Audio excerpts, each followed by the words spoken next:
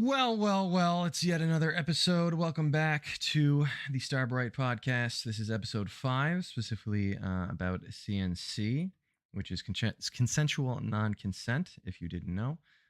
Once again, thank you to Star for letting us use her Discord server. If you wish to participate in her Discord, if you wish to chat more with us here on Discord and send us things as we're talking and do that kind of thing, please click the link in the description below to join the Discord. Oh, there's Drow. Hey, Drow. Yep, it's out. It's Drow. Yeah, I don't have any other news to go over. My vacation is done. I am home. There will be no more missed episodes, I don't think, coming up because I will be here to host them. As far as I'm aware, at least. I had a lot of fun.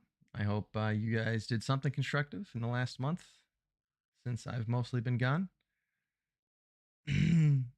I'll take that as a no. Great. We're all just couch sitting degens. Excellent. Yes, we are. Perfect. Yeah, we're all degenerates. Nothing wrong with that. That's why we're all here after all. Now, true. Today is specifically consensual non-consent. That is a series of terms that is slightly what's the term? Not hypocritical. I mean, it is hypocritical, but slightly it's a double negative, right? Consensual non-consent, because it's non-consenting, but it's also consenting. So what does that mean? How do we define that? And that's pretty easy. The non-consenting part of that is the role play part of the scene when it comes to CNC, and the consenting part of that is basically everything else. Literally everything else. As much as it says non-consent, everything being done under the tag of CNC should be done with the consent of your partner. And I'm sure we can all agree with this. You shouldn't surprise them with anything. You shouldn't be crossing any boundaries just because it's CNC. You shouldn't be, doing things undiscussed because it's CNC. Everything that you should be doing should be discussed before. Would it be okay if while we're doing this, I did this? Is it okay if while we're doing this, I did this? All right. Just because it's, non-consenting play does not mean you get, free reign to do whatever the hell you want. We've discussed vetting and trusting your partners before, and CNC, much like with when we talked about bondage and restraints, CNC is the one that requires it the most, just alongside that, because it is the most ripe for abuse in my mind, for people to justify shitty behavior under this tag, feeling that it's NC, it's not consent. I'm just playing it out. I'm just playing it out. Why are you complaining? I'm just playing it out, and that's completely and 100% bullshit. And so it's very important for everyone to understand that C is much more important than that NC. Okay, much like everything else we do in kink. Well, not everything necessarily, but much like everything else we do that involves like making up a scene and role playing.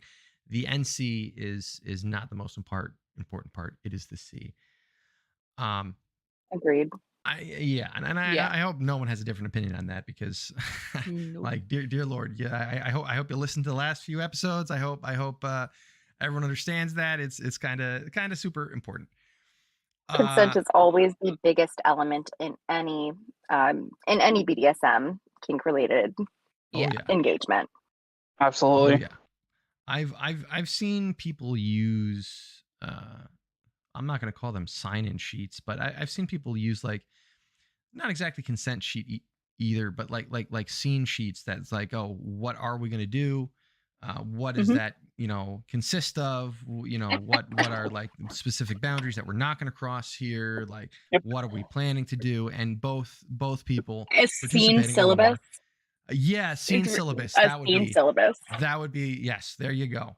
And that, especially when you're getting into some of the harder stuff that has more of an opportunity for abuse, like CNC or bondage and restraints, that is not necessarily a bad idea. It does take the sexiness out of it at the time, sure, but then plan it for like, surprise me with a CNC scene next week sometime, and then have that. There has beforehand. Never been a relationship where every moment was sexy, you still have to talk business, whether it be friendship, whether it be a relationship, whether it be, a kink situationship. You still have to be able to sit down and talk things out.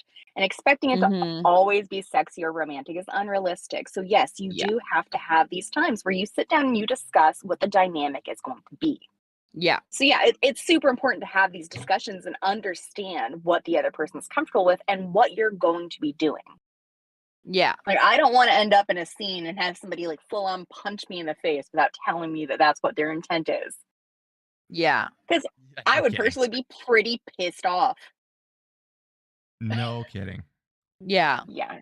So you have to have these discussions in advance. Maybe somebody would really enjoy being punched in the face during a scene. I'm not one of them. And this is the conversation that we need to have. I knew someone that was like that, and I had a friend who hooked up with them and didn't know that was their thing, and then was asked to punch them in the face during the act. And was very shocked. Was like, no, I can't. I can't do that. What are you talking about? Where is that coming from? Really, really confusing in the moment. Oh yeah. My gosh, I can't even imagine. Imagine that being sprung on you out of nowhere. I was going to mention something you said earlier, but I do want to mention that not all CNC necessarily engages what you would normally think of as role play. There is, a role play element in a lot of CNC scenes, but not all CNC has a role play element. Some of it is just you're not consenting at the time. You're right. You're right in that respect. But I mean it as in behind the tag of C, because as much as any of the scene is role play, you know what I mean? Like it's events agreed to beforehand. It can be many different things, but it shouldn't. It's always role play in the way that you've agreed to. That's in the works. That's a possibility. It's not going to be sprung on you by surprise. Without you having agreed to it beforehand, or it shouldn't. Yes. At the very least. I mean. Yes. And sometimes it's something that is a standing agreement. Like you can have a standing arrangement within a dynamic that I'm totally okay with being woken up by somnophilia as long as I've not said no that night before I went to bed or something. There are dynamics that exist like that. And these can be standing arrangements that are made well in advance. One of the really cool things about CNC is some people have a 24/7 dynamic within CNC. And they can, agree to it or disagree with it by signaling, by wearing a certain pair of socks or a necklace or a certain collar to let their partner know that this is on the table or this isn't on the table. Mm-hmm. Yeah, that's quite common. Somnophilia is great stuff. My last partner and I very much enjoyed somnophilia. But actually, since you brought that up, that's a great segue. We should discuss what somnophilia is before we move on. Oh, maybe we should define that. That's basically sleep sex. One partner is asleep and the other person starts using them, whether they wake them up like that. Yes. Whatever, but someone is asleep. There's entire sleeping beauty kinks where the partner never wakes up, and then there's the wanting to wake a partner up with the force. Yep. So it really depends on what they're into, but somnophilia it's something that is automatically under the CNC umbrella because it cannot be agreed to in the moment. There's also such dangerous CNC related outings such as drug use and alcohol use, because a person who is inebriated cannot actually consent. And there are kinks where somebody is under the influence and they've agreed in advance to be used. It's kind of murky. It can be kind of difficult legally. I know that there have been issues, but there are some people who are really into that. Yeah, that's for sure. But I think that's a good segue to compare and contrast, because there are other things kind of linked to CNC. Since we're talking about it, somnophilia is one. Free use is another. It's a whole nother thing. But very. I would say it's not even just. I wouldn't even say it's linked. I think that they are part and parcel of each other because it's still consensual non-consent. You've agreed, but you don't have to agree in the moment. Mm-hmm. See, totally agree with that, because I think free use can be thoroughly 100% consensual, like no elements of non-consent whatsoever. Someone might just want to be, a 24/7, slave fuck pet for someone, and But that's love that, and still it's not something that you're consenting to and don't have to get consent in the moment. That's the whole thing of the true. CNC. You don't have to get consent in the moment. You know that your partner is free use 24/7, able to be used bent over whatever surface, then you've already agreed to it. There is no need to get consent in the moment. You can just pull down their panties. Like, that is already consented to. You no longer have to ask, as long as they haven't signaled no. And that's where it can get kind of murky. And that's why I do think that very much so this falls under CNC. Because if your partner isn't in the mood and you go to do it anyway, you can begin to look a bit like you're starting to rape them if they're not in the mood and they're not consenting. So you do have to understand that there is still a non-consent factor in free use, which is why a lot of people use these signaling devices, like a certain necklace. They're wearing a certain pair of socks, which is the free use socks. They're, wearing a certain pair of pants or a skirt that if, your dom sees that you're wearing that skirt, they know you don't have panties underneath, that kind of thing. So that's why these signaling devices are used. It is a way of signaling that you're consenting without having to give consent in the moment. If that makes more sense. I still draw a line there where there should still be some element of playful resistance, even with free use. If the whole thing isn't that, like, oh, right now, oh my god, like if someone's like enthusiastically, yes, right now, sure, fine. I don't know. I don't think they're necessarily wrapped up in each other. I just think they're very common. I don't think that CNC has any necessity to have that, oh my God, no, not right now. I don't think that that's part of CNC, and I think that's a common misconception. I think CNC is really just an understanding that it may be a sketchy situation in real life, but within the dynamic, the consent has already been given. Anything where the consent can be a little bit blurry in a normal situation, within CNC, the consent has already been given. So I think that that's a misunderstanding, that consensual non-consent does not necessarily infer that there's going to be resistance or horror. The other partner can be enthusiastic. For the role play aspect of it is what I mean. I don't think that there has to be a role play involved. I don't think there should be any. I don't think there necessarily is role play involved in every aspect of CNC, and I think that is a misconception that occurs. CNC is not, there doesn't have to be role play, and in some free use dynamics there is no role play, and it's still technically CNC because you're not actually consenting at the time.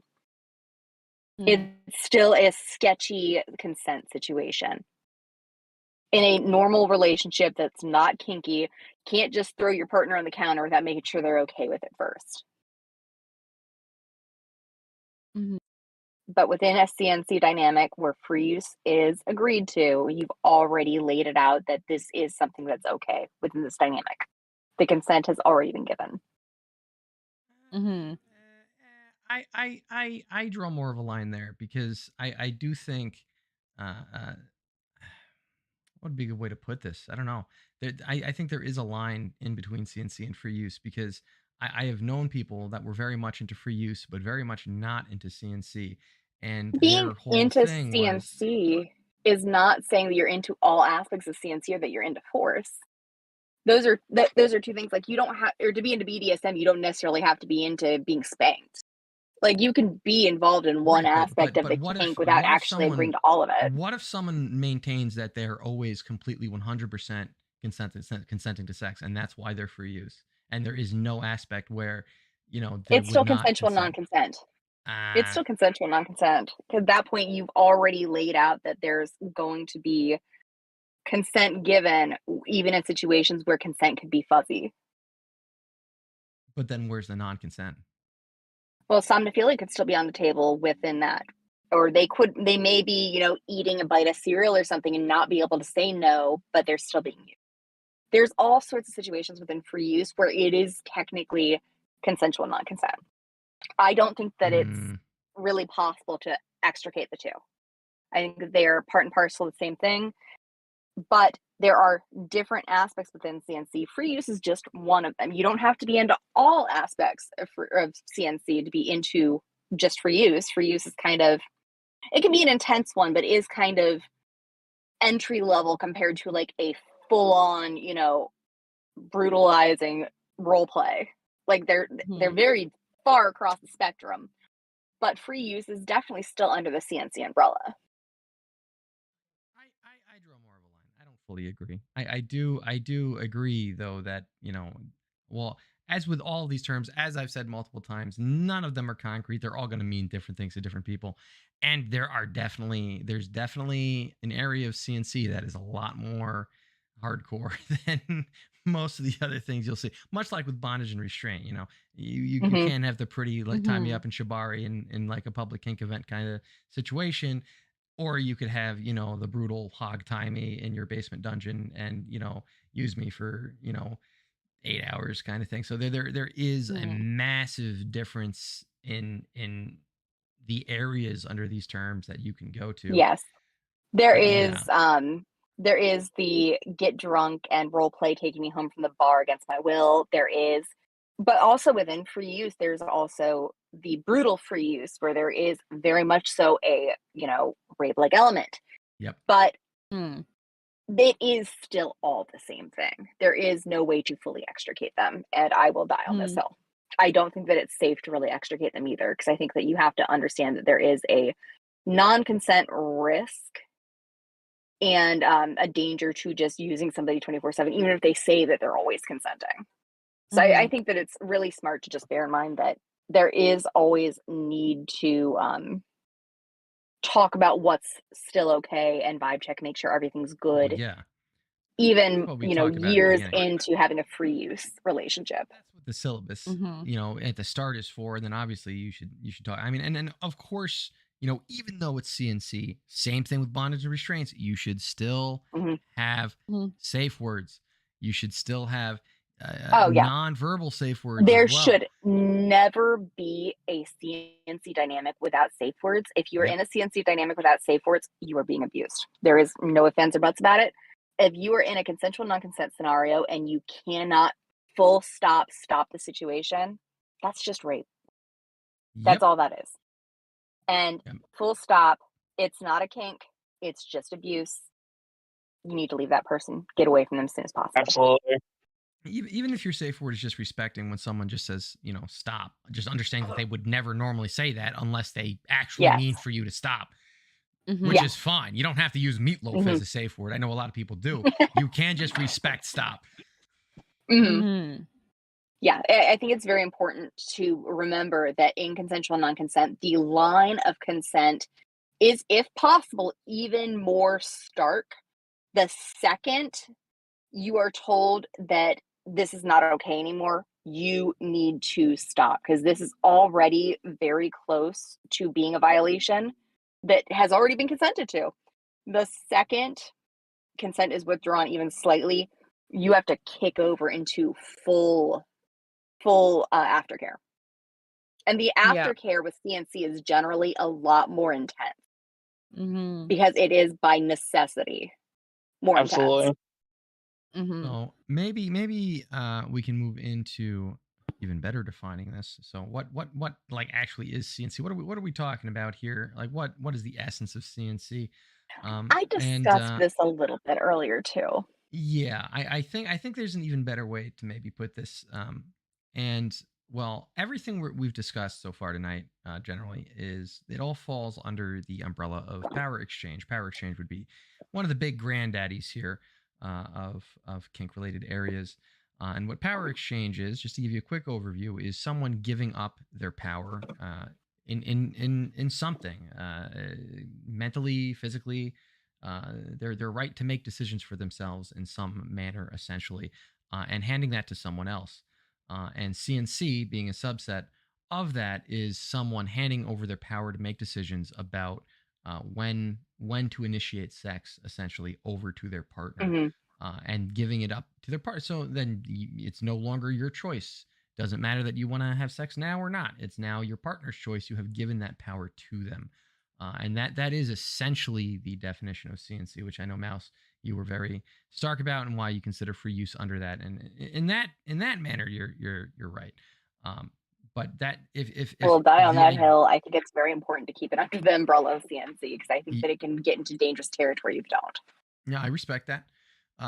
And if you like other areas of power exchange, because there's a lot of them. That's our next episode, if I remember correctly. We're doing power exchange, power exchange, and that kind of thing. So we'll get more into that, and hopefully you guys will find that exciting. But so this is just one specific area of that, and it's usually one of the few real, I don't want to call it a taboo kind of line, but it's something so inherently important to the kink scene, consent to begin with, and where you draw those lines, and when people are willing to do things and when they're not. As I mentioned before, CNC is you are very purposely deciding, we're going to take this very last, final line of autonomy and defense, and we're going to hand our power of it over to someone else, or take it from someone if you're the dom. And that's it is. What would be the way to put this, Mouse? Maybe controversial. It can be very controversial. It can be scary. There's a lot of people who actually feel that CNC should not actually be a kink. There's some people who feel very strongly that consensual non-consent should not be recognized as part of this community, which I think, being a member of the community, I kind of take CNC for granted as being part of this community, but there are people who very much so feel like it does not belong. And my answer to that is, I think it's a kind of natural evolution to a lot of the elements within BDSM and kink. If you like it really rough, what's to stop you from liking it really rough? If you like a little bit of free use, what's to stop you from wanting really rough free use? If you like free use, what's to stop you from going to somnophilia? If you like being used without, being able to say no, what's to stop you from moving into things like inebriated, consensual non-consent? There are people who feel very strongly, though, that CNC should not be recognized as a part of the BDSM community. I don't think it's as many as there used to be, but I have met several who are belligerently certain that anyone who is into CNC is into it because they are traumatized, and it just should not be recognized as part of BDSM. And I completely disagree with that. I mean, and I find that more often in the older generation. I mean, there's a lot of people still today that feel that way, but it used to be a much more of a taboo topic. But I mean, the fact is, everything can be a kink, and really, my line is drawn on what should be part of the community and what shouldn't is based on what's like breaking a law in a way that harms someone. If it's not doing that, and I would say CNC, role playing it out, is not doing that, as long as everyone's following consent and not breaking any boundaries, then it is part of the community. I mean, it's on kink and fetish websites as a valid thing you can look at. It's not, there's massive volumes of it on any kind of pornography website you want to go to. It's there. It exists. People like it. People watch it, pretending that, or acting like it shouldn't be part of this community. I can understand why. I mean, people get mad at comedians for making jokes about things because it affected them personally. And I totally understand that. I get that, but that doesn't mean it's not a valid activity for other people who can handle it and want to handle it and want to be in that and want to be a part of a community that wants to discuss it and talk about it. Yes, I think it is important to acknowledge that there is a controversial aspect to being within the CNC community, because it is kind of a subset of the kink community, because not everybody or especially not everybody in BDSM is going to be into CNC. It is something that is pretty niche. I would say it's becoming more mainstream within the community, but it is something that's still, you have to make sure that the person you're talking to is into CNC, because a lot of them will not be. Some will get pretty freaked out the second you even mention it. Justifiably so, but it is something that you do have to bear in mind is still a bit on the taboo side. There are elements that are more palatable, such as free use, but not everybody is going to be open to the discussion. Yeah, in terms of like kinks you can have that are most likely to trigger someone else's boundaries, CNC is definitely up there for certain. You are And also much more likely to meet abusers within this kink than in others, at least in my experience, because they see it as an opportunity or a green light to abuse somebody else because they mistakenly think that that's what we're into. yeah, I that's a big problem with the power exchange stuff to begin with. Something I'm going to talk a lot more about next week. Or not next week, 2 weeks from now, in the next episode. Because yeah, that's I mean, anytime you're handing control of any kind of autonomy over to other people, you're putting that in their hands, and if they don't have your best interest at heart, you're already pretty much abusing you. Within I would say within a CNC in particular, you do have a tendency to get predators, people who really want to, rape a woman but haven't had a chance to, and they don't want to get caught, so they're going to try to do it, quote, legally. Yeah, and turn around and say, "What do you mean? She was asking for it. Look at this." Yes, exactly. Yeah. So this is something that is a risk, and we do have to acknowledge that you have to be very careful because not everybody who is in or says that they're into CNC is into CNC in good faith. Some of them are looking to harm you and doing so in a way that they can say that they misunderstood. They didn't hear you say no. And they're doing it in a way that they can get away with it. So you do have to very, very carefully vet somebody, even more strongly than you would so in other communities. Any red flag is a sign to not engage in CNC, even the smallest red flag. Oh, wholeheartedly. And it's the same very much like we talked about in the previous episode with bondages, because you are putting yourself at the greatest possible risk of being taken advantage of and not being able to stop it, essentially. So that's so important when it comes to this. Yes, and I think a lot of people are into this without necessarily realizing the risk that is inherently involved. And I don't want to see anybody get traumatized because of something that they're into, but are engaging with somebody who turns out to be a predator. And that's not even the only risk, because people will use CNC in essentially the opposite way. Mouse and I actually briefly discussed this beforehand, because there is. Okay, so I've even mentioned this before, I think in the first episode, that some people do come to kink because of a kind of exposure therapy, and it should not be your prime source of therapy, but especially when it comes to sexual assault, because it is so common. There are people that have been sexually assaulted that will come to CNC and think, hey, let me work through that by participating in this. And especially if you're trying to use that as your prime method of, I guess, therapizing your dom and yourself somehow, that's not really right or proper either. And you're adding expectations and incorrect things on top of that. If you're into CNC because of something traumatic like that, but you've already gone through all the work, working through it and like therapy and working on yourself, and you're in a healthy spot, that's one thing. Fine, sure, absolutely. And that's great exposure therapy that way, sure. But if you're coming to this still hurt and thinking, hey, I've already lived through it happening to me, maybe I can do this and it'll be better. Don't. Nothing in the kink scene, as much as all of this is glamorized role play of what would otherwise be traumatic, this is not your place to work out your therapy generally. And that goes for all the stuff we've talked about, because I have seen people trying to do that, and I have seen people have issues and explode in the middle of scenes because emotionally they can't take it because they weren't ready, because they were trying to do that, and it's not fair to anyone.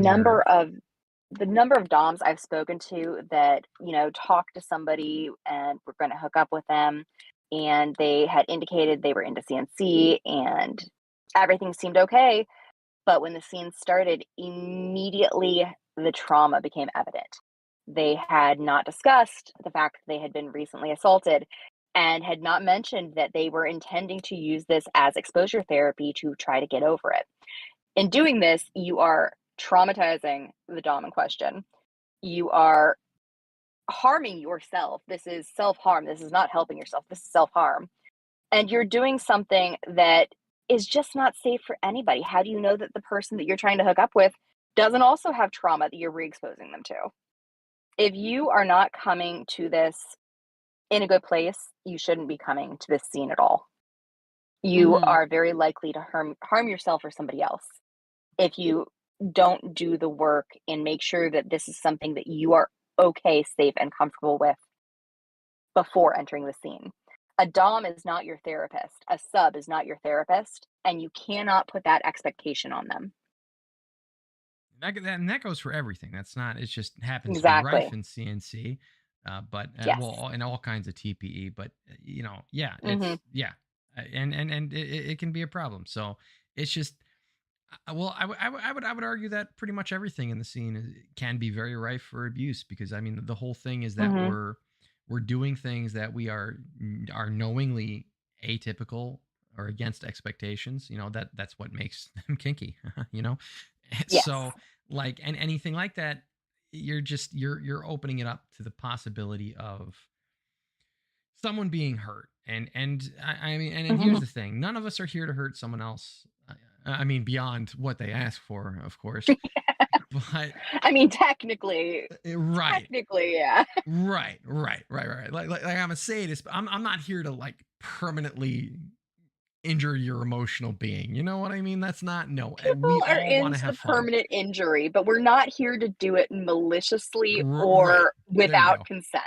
There There you go. has to be consent for the harm to be done, We want emotional, physical, or otherwise. at the end of a scene, or like in a 24/7 relationship, we want everyone to be happy with what they're doing and happy with the Mhm. outcome. And Yes. yeah, that's the prime goal. Otherwise, what the hell are you doing? What's the point? You know what I mean? And so Yeah. and that's part of what makes CNC and other like extreme TPE stuff, like heavy bondage and stuff, really hard to balance in a way. And that's why it's so important, why we talk so much about consent and setting boundaries and setting safe words and stuff like that, because it's so important to work all of that out so that you can have those positive outcomes, and that someone doesn't come out of it Exactly. feeling like they've been traumatized, even though what happened was exactly what they asked for or something. Because that's another thing that can Mhm. happen. You could do everything that your partner asked you to do. You don't have to cross a single line, and they might realize afterwards, hey, that's not what I needed, that's not what I wanted, Yes. and not be happy about it. That can happen. Yes. and Yes. and that's not, you And didn't do anything wrong, they didn't necessarily do anything wrong either. It's just they didn't explore enough they about didn't. what they wanted to know. Yes. Exactly. And it happens. It does happen. And you have to be able to admit to yourself when maybe you were a little bit in over your head and didn't realize that this may not have been something that you were into. One of the most common questions I get asked on my page is how to get into CNC. And my response is make sure that you have well explored the kink community before you do. Because the number of people who think that they're into CNC in theory, but when they actually get into it in practice, they find out that they're very much so not into CNC. They were into something much lighter, much different. And that's valid, that's fine, but you do have to be able to recognize when or what you're comfortable with before you get involved in the scenes. I don't want anyone to just get involved with CNC to get involved with CNC. Dip your toes in the BDSM waters first. Make sure you like you like the roughness. Make sure that you like power exchange before you fully give your power to somebody else. You need to be very cautious getting into this. And I would argue in some regards more so than other things. There's a certain amount of caution to be given for every aspect of BDSM and, well, everything in general, every relationship, every dynamic, everything you have to be cautious with. But within CNC, the risk of finding out that this isn't something that you are happy with, the outcome can be much, much worse if you aren't certain. So I really heavily encourage people to really do their due diligence and look into BDSM as much as possible in advance before they even think about getting into CNC. Oh yeah, and I mean, and to a degree, the same can be said about all kind of TPE stuff, because I mean that your boundaries are like, and your personal autonomy is like, I would argue the core of your being, and especially in power exchange situations, that's exactly the power that you're giving up to someone. Exactly. So you're allowing someone to potentially violate the deepest part of you and what makes you have personal You're giving agency. up who you are to some degree for some of these types of TPE, and it's something that not everybody can handle. And you don't want to get involved in this type of situation until you are sure that that's something you're okay with, because the emotional aftermath can be very, very, very difficult for somebody who gets involved in something that they're not ready for, because it can be very, very traumatic. And it's important to know too, it's like it's all right to have interest in something like this and then hear us talk about it and you go like, oh, you know what, that's not for me. Totally fair. Yes. Totally fair. Just because we're having fun with it, just because other people are having fun with it, doesn't mean you have to have fun with it. Doesn't mean you have to participate in it. Everyone has their own kinks, and exactly. If your partner's into it and you aren't, or vice versa, you know, it happens, and you might have to think about it. You know, do I want to continue the relationship not being able to indulge, or vice versa? Is this something, you know, we're going to be done with, or is this not really that important and we're going to work through it? Or, you know, or is this something I even want to try out by myself because I'm single and I want to go out and meet someone to do this with? Or is this something I definitely don't want to ever do, even if I'm experienced, trying it out by myself without like a vetted partner with me? You know, it is, which you shouldn't, by the way. You should always have a vetted partner. Don't be doing anything without a vetted partner, even just normal stuff, personally. But, but yeah, so it is. That's why we harp on this. That one of the big things about CNC is that you don't have to go fully into like rape role play right off the bat. There is so many levels, there's so many degrees of everything within CNC. There is nothing that you have to go whole hand right off the bat. If you think that you might be into CNC and you're with a partner that you trust, you've tried other things, you think you're ready to start trying CNC, great. I would recommend starting with something, you know, less traumatic. Maybe start out with some light free use. See if you're into being used without consenting to it right off the bat. See if that's something you're into. And if you're into that, then you can start adding other elements to it. But don't add things right away. Try something a little bit lighter first and work your way up. You don't want to hop straight into something that can be so traumatic and so difficult. Yeah. I read a very cute story a long time ago about this couple that were getting into it, and they happen to have a friend who was a bartender. But I mean, you could prearrange this with any bartender if you go to a bar and make connections and talk to them a little bit. But what they would do is that they would have a date night once a week where they would go to a bar, and their friend who was the bartender would very purposely end up, you know, serving a bunch of drinks and then end up serving her like a tonic water, and then he would sneakily drop a fake substance. I think he was using like ground up Alka-Seltzer or something to like pretend like he was drugging her, and then, you know, she would pretend like she was passing out and drugged, and then, you know, he would, you know, throw her over his shoulder and help her leave, and they would just go home and play the whole thing out, you know, and it's completely a scene. They weren't totally drunk, they weren't actually drugging anyone, it was all play, but it was very lighthearted, and they took date night into it, and I thought it was a very cute story. It was very, I have heard that story. Yeah. I would also say that there are people who are more extreme than that, and they do actually enjoy drugging their partner, and they do actually enjoy, you know, dragging them home from the bar. They enjoy like the actual physicality of it. And there are people who are into that, and that's totally okay as long as it's all consented to in advance. Yep. There are different degrees to everything. Yep, and like we mentioned, this it's a very broad spectrum, CNC, of there's some very lighthearted stuff, and there's some very extreme stuff at the other end of that. I will also mention that pretty much every other element of BDSM can be brought into a CNC scene. There can be forced bondage, there can be non-consensual bondage, You can have somnophilia and bondage linked up. Brats are often part of CNC, where instead of just being punished by being spanked, they're punished by being, put through a CNC brutal scene. And some brats are super into that. I am. Not everyone is. And I totally respect that because it is very traumatic. I don't actually have sexual trauma, but for a brat who does have sexual trauma, that could be completely off the table, and it should be. But, everyone has their own comfort level. So all these elements of BDSM can be brought into CNC. CNC is not a standalone topic. It's just the added element of potential fuzzy consent. That's the big thing of CNC is a CNC, in the way that I would define, I know Will would probably disagree, is anything where the consent can be a little bit iffy in a normal situation. But within CNC, it has already been consented to, talked about, and agreed to. So every element of BDSM can really show up within the CNC scene.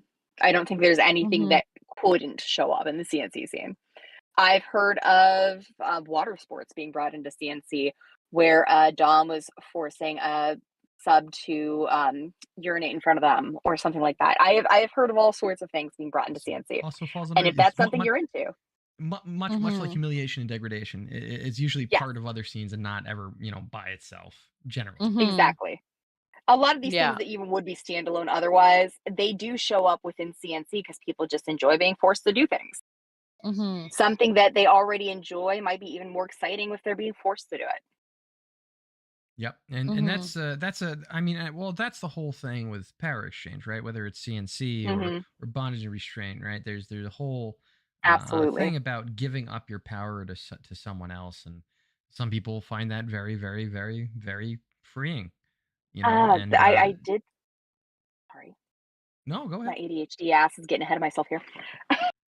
Because I was going to say there is a thing called subspace, which is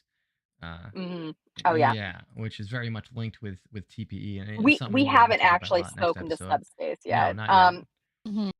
In basic, subspace is a mental state where a sub gets into a place where they're more comfortable with things they may not be otherwise, and they tend to be very extra submissive. Some of them get really quiet, trembly.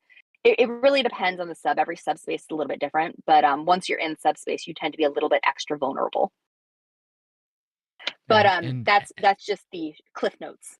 At the extreme end of that too, which is usually the point of a total power exchange relationship, some people don't want to have any power whatsoever, and that's where total power exchange comes in. And I like to say for myself, I don't like calling myself a himbo. I've been called that before, but I do like using the phrase myself, just mind empty, belly full. Like after I've eaten and I'm just sitting there digesting. I'm not thinking about it. I'm mind empty, belly full. There's something magical about that experience, just being a cute little dumb slut with no other purpose but to be fucked. And there's a whole vibe there.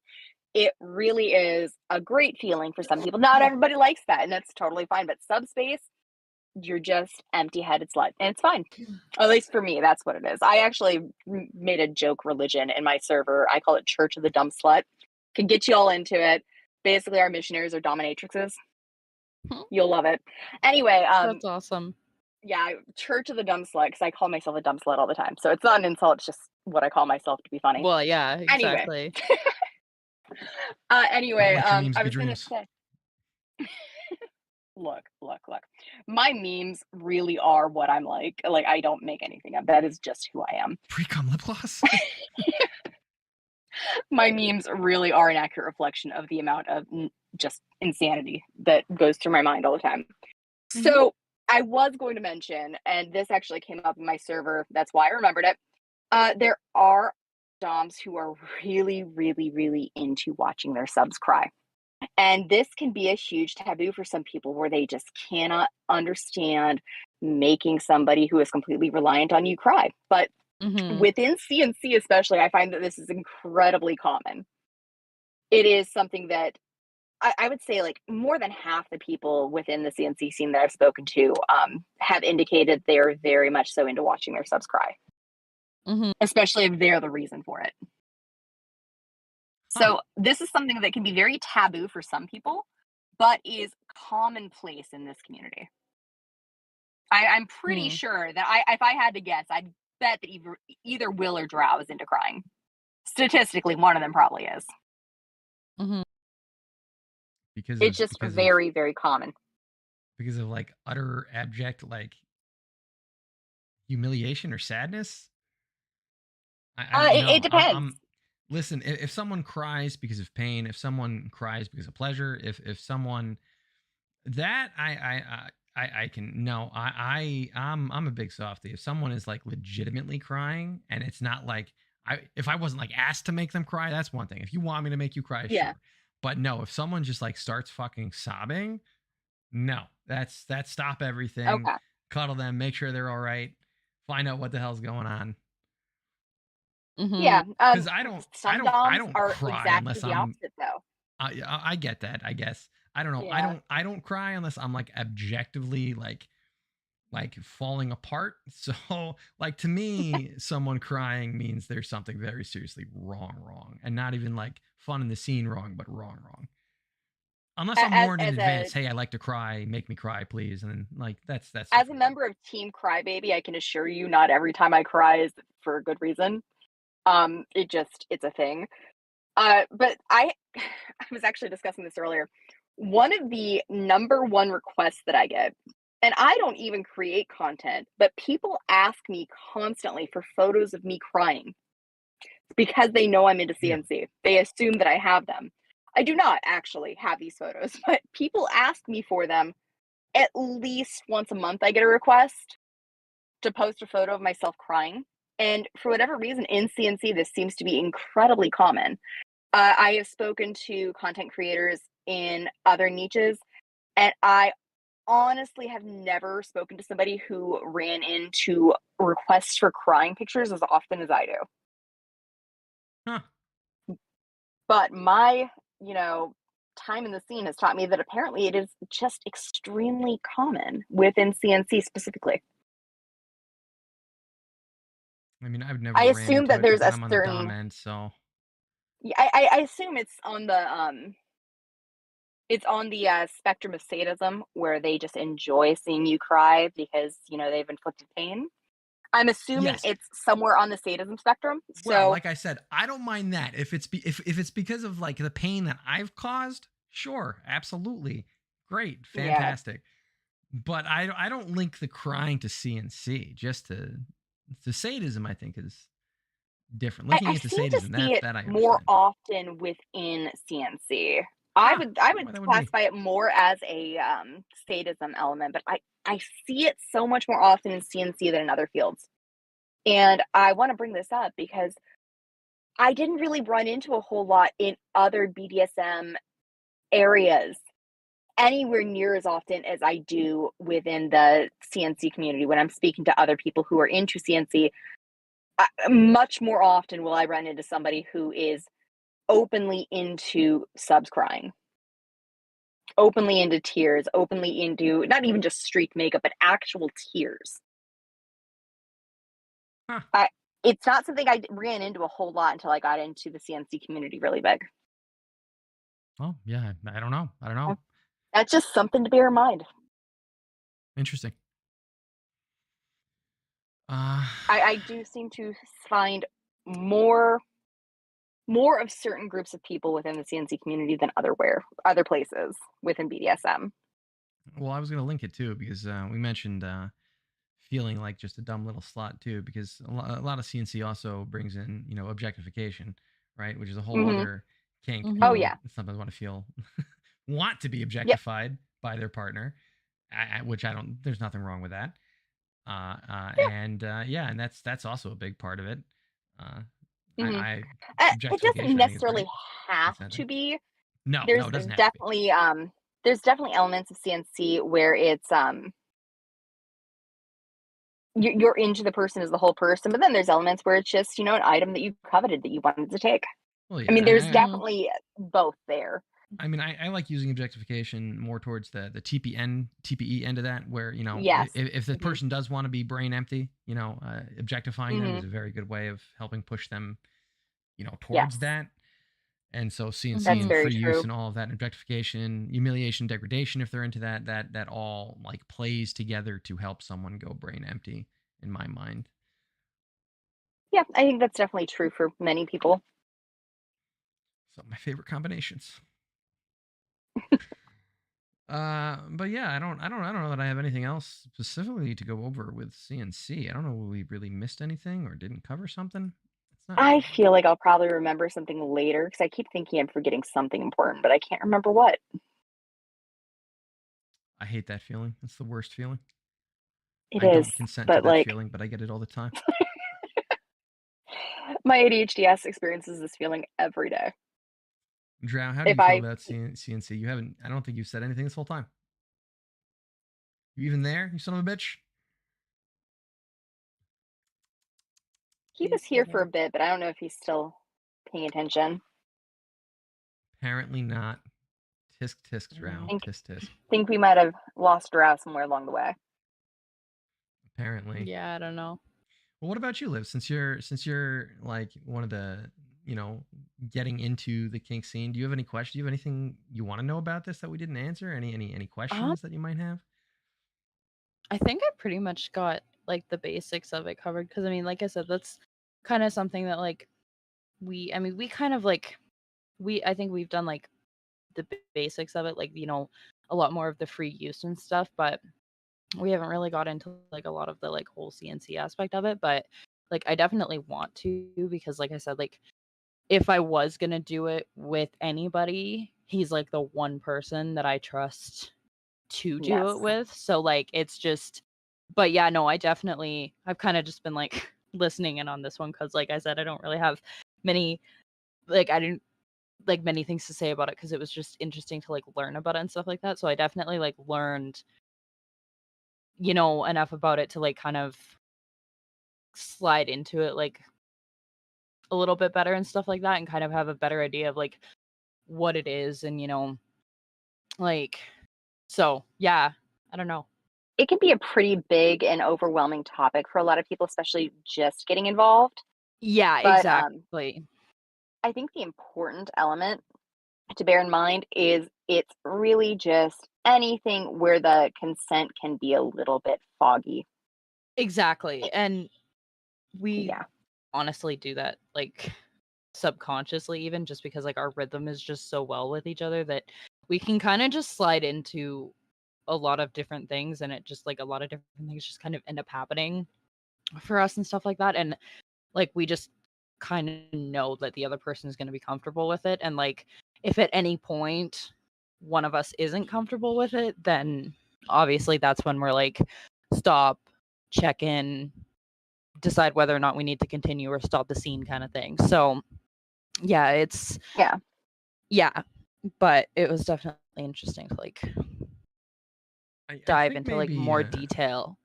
Maybe a good way. And if people are looking for like scenarios and like scene ideas to participate with CNC, there's a lot of there's erotic literature sites out there, and some of them include a lot of CNC content that specifically CNC content that will have scenes that you say, oh, this was interesting. I liked reading about this. I wrote one myself, so it's out there, and you can find things that maybe you might want to try and be like. Oh, I find that there's for sure. I feel like there's a lot of misrepresentation of free use in CNC in porn, where it doesn't necessarily cover all the bases. That's why of what erotic CNC literature really is. Yeah, porn tends to. One thing I find really funny about porn in specific with free use is most of the free use porn that I've seen has been like women cooking dinner acting like they're not actually being fucked. And I'm like, I mean, I feel like that's a very specific kink that doesn't necessarily line up with what free use is. But I feel like there is a lot of misrepresentation of free use and CNC in porn that I've seen. And I want people to be very clear that that is, not necessarily what free use is like. A lot of people who are into free use, and they want you to very much so be distracted if you're trying to cook dinner. They do not want you to keep cooking dinner. They will interrupt dinner cooking process for sex and then let you go back maybe. Yeah. You might just have to order out that night. Depends on the partner. Yeah, But I mean, Yeah. that's like all the professionally produced stuff. It doesn't matter what genre you're looking at. A lot of it is just not, because I mean, even the positions in professionally produced porn, it's aren't real half the time, because you're doing it for camera angles. absolutely. So it's like all of that I is just so find it very interesting for a topic that so little information is out there to begin with. It's kind of something that people get into with an expectation because they've seen it in porn, and they may not necessarily know what it looks like in practice. In practice, that's very much so not it. I mean, maybe for some people, especially people who are into like being ignored or not being noticed, I could see that, but it's really not something you see very much. Within CNC porn, I see a lot of like intense rape scenes, but that's not necessarily what CNC always looks like. I see a lot of somnophilia where the partner doesn't wake up, but in practice, in somnophilia, your partner's probably going to wake up unless you've drugged them in some way. Yeah. So in practice, it's usually different than how it looks in a lot of porn and a lot of writing. And people need to realize that, there is differences. Yeah, and that's everything. I know a lot of people that watch like extreme like bondage stuff, and it's like not everyone's gonna have a table in their basement with straps attached to it. That's not gonna be the common experience. Some extreme hobbyist might, but Yeah. Well, but that's what I mean. That's not going to be your common experience, it's certainly not common.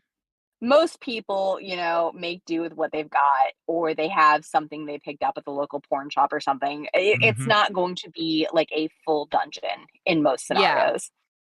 Yeah. So I don't know. I just find it very interesting how often, like in particular, free use is represented by like this disinterest. I always found it kind of funny because, like, personally, I don't think I've ever had a dom who would be at all okay with me acting like I didn't care that they were fucking me. I actually pretty sure there'd be some offense. One of my very first partners, it was the opposite.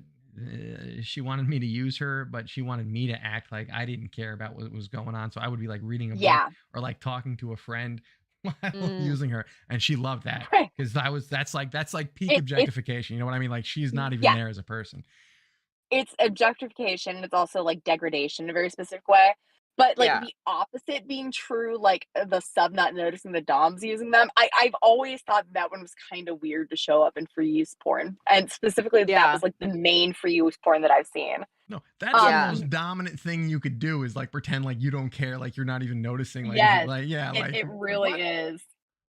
It really is, and it's hilarious to me because that really would be like the most objectifying, like for me, hurtful thing. My feelings would be very hurt. Like, but okay, I guess.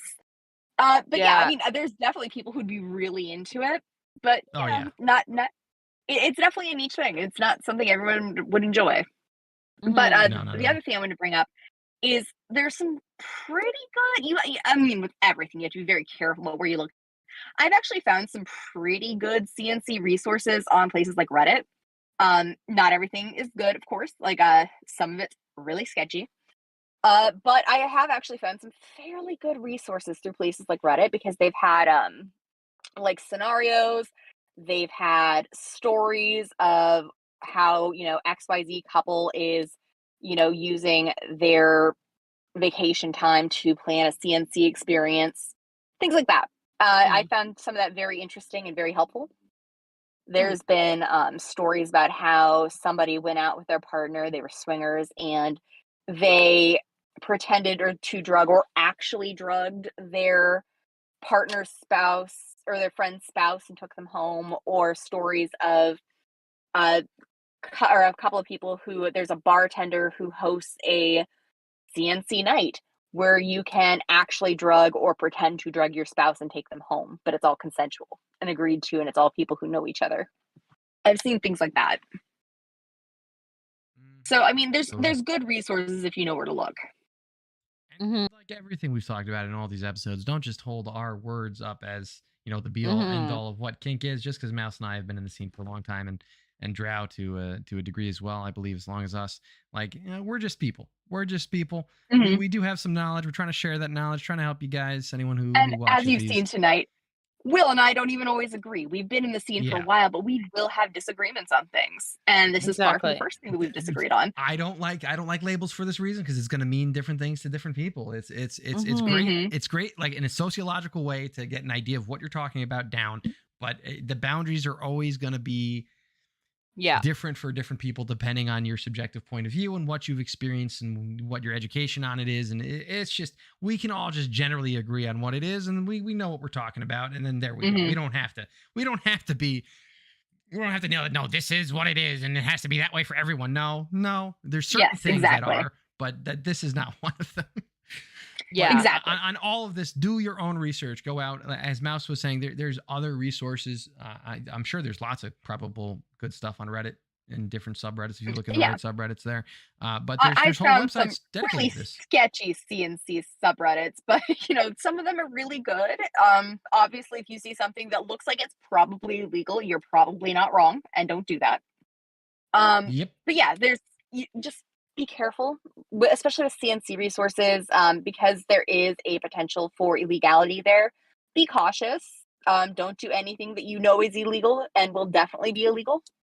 We discourage that heavily. But yeah, I mean, use your best judgment. Yeah, find other members of the kink community if you can. If you live in a place that's that has people, that has munches, find people you can connect with, build some kind of community with, and talk to. And because I mean, we're hardly the only people that have been in the scene for a long time. I'm sure there's going to be people you can talk to, be like, I've had this experience, I've had that experience. This was a good deal. I found out how to vet from doing this, And you may be surprised to learn that, there might be a bar that does CNC nights, because apparently that exists somewhere. But, you have to know somebody to get into that kind of scene. And you're only going to get into that kind of scene and get to know these people by going to things like munches. So it's important to get to know your local community, because you'll know what resources are available, what kind of people are in your community. You might actually get a heads up about a really creepy person that they don't allow in their community anymore for whatever reason. So it's important to get to know your community, because they may have important resources for you for your regional knowledge. Oh yeah, that's actually, since you mentioned that, especially when it comes to like power exchange and total power exchange stuff, when it comes to physical stuff in terms of restraints or like boundary stuff when it comes to CNC. Do not find someone on Tinder and go like, hey, I want to experience CNC. You want to come try that with me? Yeah. Because for that exact reason, that there are going to be predators. There's always going to be predators. And your local scene, you're probably going to find people who can tell you, hey, I know this guy, and this guy, and they were predators, and don't interact with them, because you have to vet people. You have to be able to trust the person you're doing stuff with, especially with this. Yeah. Your local community is most likely people to know that somebody in the community is acting as a predator, because they've most likely reached out to the community and tried to talk to somebody who's more experienced and been told off pretty roughly to not come back around, and they will be on the lookout for people who are not knowledgeable about the local scene, who they can prey upon. So it's important to know who in your local community to watch out for. So if you do have the ability to reach out to somebody in your local community to learn who's in the area, it's a good idea. You definitely want to know who may be trying to predate on you as somebody who's coming into the scene newly. And if you already have a partner and you're not worried about finding other people, I hope you trust them or are working to find out enough about them that you can trust them, much like Liv here does. Because you shouldn't be doing any of the things we've talked about, or going across any of these kinks, or doing anything with someone you shouldn't even have a vanilla relationship with someone that you don't trust. Totally agreed. That's everything. Really, yeah. Yeah. The fact that this is something that's seen as unique in kink is so weird to me. There is no relationship where you shouldn't have that degree of trust, but for some reason it's seen as odd or atypical in the kink community that this is something that we emphasize so much. Really, it should be the norm. Yep. No kidding. Yeah. So many people I know are like, I don't really trust my partner, and I'm like, why are they your partner? Why are you with them? Yeah. I've never understood that. I would personally be terrified. I think we'll call it there. I think that's good for this episode. I think we covered everything we needed to. Gave out the warnings, gave out the definition, talked about it. Yeah. I don't think we really missed much of anything. So I hope you guys enjoyed listening. The next episode, episode 6, will be all about power exchange and total power exchange, and so we'll probably mention CNC even more again next episode, since that falls under that umbrella, and then everything else that falls under that umbrella as well, which is a lot of things. It is a massive topic. So yes, yeah. So I hope you guys power exchange is going to be a fun one. Oh yeah, that's what I'm all about. So I'm looking forward to it very much myself. And so that being said, sounds good. That was episode 5. I hope you guys all enjoyed, and I hope you guys liked watching. Again, if you want to join the Discord community and chat with us live on the Discord and not just through Twitch, please click on the link in the description below and join. Thanks again, Star, for hosting us. And